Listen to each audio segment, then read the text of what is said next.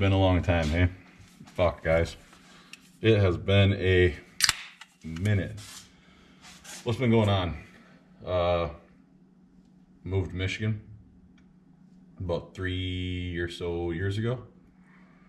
I rehabbed 2 homes in those 3 years. I should have recorded that process because those were big jobs, and I know y'all would like to see that, but I didn't. I was lazy. I want to get it done. I want to get a renter in there. I have a renter in there. He's great. But now it's wintertime. It's wintertime in Michigan. So what else we got to do? The houses are done. About a year ago, I picked up a 1977 Jeep J20. And I picked up a Dana 60 rear, or no, Dana 60 front, and a 14 bolt rear. Funny story. So I get done with the houses and I'm like, hey, I need a new project, right? So scrolling on Marketplace, and I'm like, I want to put the LJ on 1-tons, you know? So I'm scrolling Facebook or whatever, and I found a great deal on some 1-tons for my LJ. Well, I contact the guy and I'm like, hey, I'll come down in like a month or so and I'll pick up the axles for my LJ. He's like, all right, cool, bet. So fast forward a couple weeks, whatever, and I run down there and I pick him up, and he's a Jeep guy or whatever. Great guy, great guy. But he's a Jeep guy, and we're just messing around and having a conversation. I'm like, you don't happen to have a J10 or J20, do you? And he's like, I do. I have a J20. And I'm like, well, I'm gonna have to see that, you know. So fast forward like a couple months, he reaches back out to me, sends me pictures of J20. Long story short, I bought the J20, stripped it all down, pulled it all apart, got the frame painted. I grinded the frame down, painted it, stripped the cab, stripped the engine, and that's what I've been doing for the last year. November 15th will be a year with the J20. So I'm gonna pull you guys off the stand here, and I'm gonna take you over there, and I'm gonna show you what this J20 looks like, all right? So right here, we have a 1977 Jeep J20. Went through and grinded down the whole entire frame, took it all down to pretty much bare metal. Used Pour 15 for the frame, did the 3-step thing, and then took 2 coats of Rust-Oleum semi-gloss on top. So, because Pour 15 is not UV protectant, so I had to protect it from the sun. I know it'll never see the sun, but if it does, then it is protected at least. Here I went with the Lugnut 4x4 rear disc brake conversion kit. I love this kit. They're super easy guys to work with. Great price. I think I paid like $500 for it, maybe a little less, $450 or something, but I really liked it. Really super easy install. I went through and I Pour 15 the bracket, I Pour 15 the hubs, got new lug studs, I pulled the shafts out and redid all the bearings in here. Put a solid diff cover on. Not a fan of the solid in the middle of it, but they were cheap, guys, so forgive me. Did Bilsteins on the rear. Going to the, ooh, my fingers, get a little cutesy with the fingers. Did Bilsteins on the front. Again, Pour 15 the whole thing. I've been working on some wood projects, so she's dusty, but same as the front. The front had disc brakes when I bought it, so just new discs on the front. Went with the Warren premium locking hubs on there. It has a Rancho 2.5-inch lift on the front, and then the rear is just the original leaf spring with an add-a-leaf.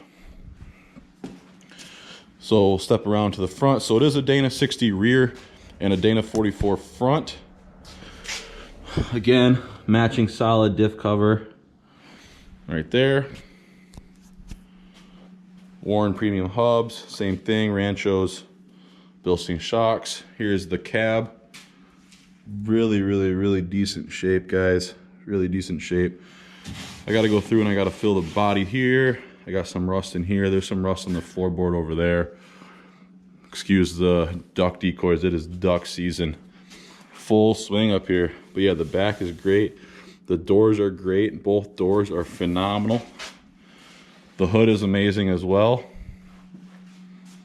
Over there we got the fenders. The fenders are a little rusty, but BJ's Off-Road, shout out to them. They have the patch kit for that. So anyways, that is the 77 Jeep J20. I definitely want to start making more videos on this soon. It's been a while and it's winter time here in Michigan and I got nothing else to do. So I'm gonna get at it. I am doing a engine swap in this and a transmission swap from what it was originally. Don't hate me. I'm sorry to all you original AMC guys. My bad. Once I get that engine, I'll show you guys what I got. And I'll show you the build spec and everything like that.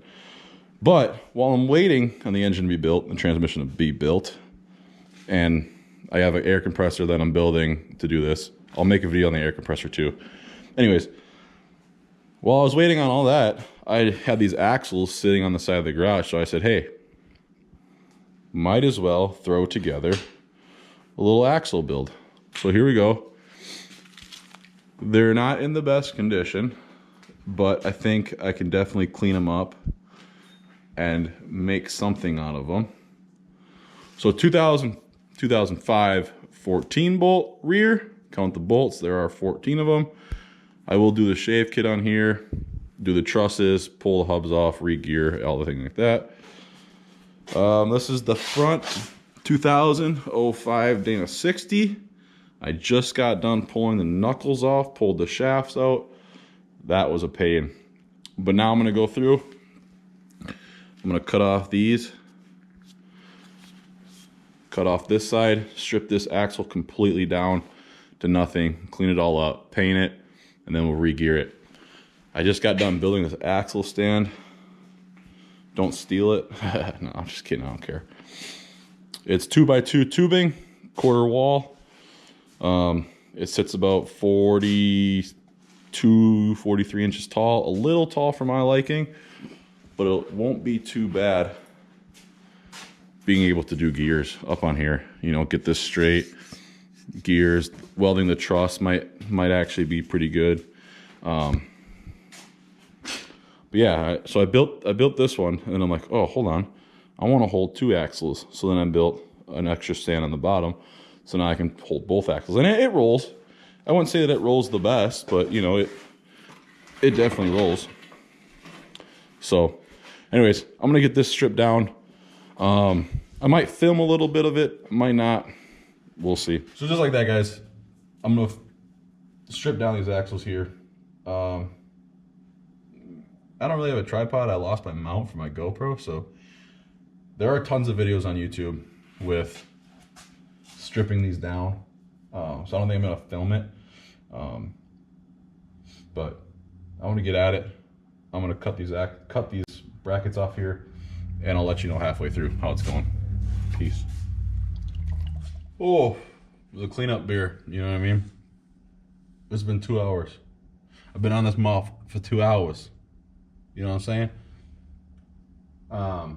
I feel like I am not getting anywhere with this. And all the videos that I've watched, whether it's JK Gear and Gadgets or Muddy Beard or Dirt Lifestyle or whatever, Nate and all them guys, they always say that it takes forever, you know? So that's what we're doing. We're taking forever. I do have a plasma cutter.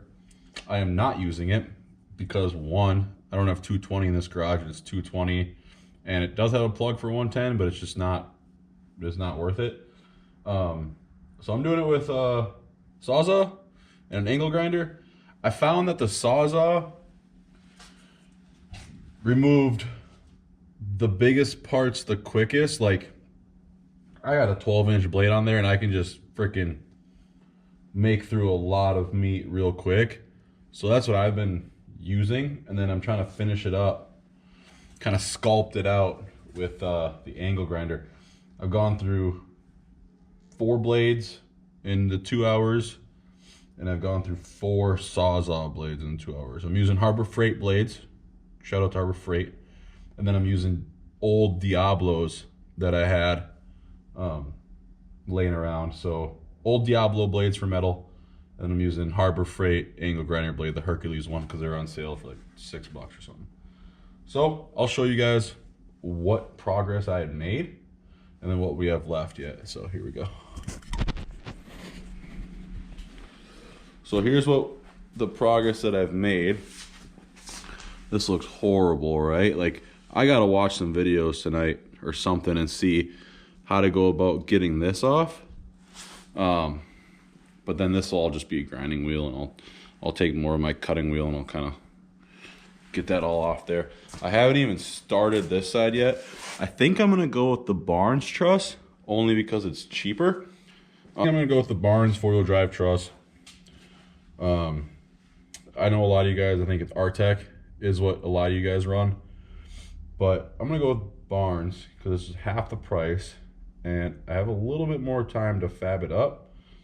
So I'm gonna go with the 14 bolt Barnes, the 60 Barnes. I think the 14 is out of stock for the TJ LJ swap, so we'll have to see. And then after I get it all put on, we'll start gears, shafts, and the brakes and stuff. I do need a new welder. I'm looking at the ESAB EM210, just the MIG welder, or the Miller 211, Miller-Matic 211. I'm tempted to get the Arc Captain. I've been watching a lot of videos and putting down some good welds, but I don't know if I trust it. So anyways, stay tuned. I'm gonna swap between this project and the J20 project as the winter progresses. In 2 weeks, we are gonna have the engine, supposedly we're gonna have the engine for the J20. I gotta run down south like 4 or 5 hours to go grab it. So hopefully I can get that mounted in. I got the brackets from BJ's Off-Road for the motor mounts, and then we'll get those put in there. We'll get the transmission cross member put in there. I do have that all painted up. I might have to make some modifications to that, but and then we're gonna do a little paint booth in here, and we'll get the compressor, the 60-gallon compressor, built up, and we'll start hitting it with a DA sander. Once we start hitting a DA sander, we can go through, weld it all, patch it all, prime it all, and then these axles I'll kind of just do in the middle of if I'm painting or if I just don't want to work on the J20 or whatever. So stay tuned. We're gonna do both projects. I'm gonna try not to do 2 projects in one video. Like if it's a 1-ton series, I'm gonna keep the 1 tons separate from the J20, and if it's J20 series, I'll keep the J20, whatever, so on and so forth. I do like housing stuff, and I do like just random projects here and there, so I'm gonna film just random stuff, whether it's working out in the yard or whatever. So anyways, I'm gonna finish this beer. I'm gonna somewhat half-ass clean up my mess, and I'll talk to you guys later. Peace.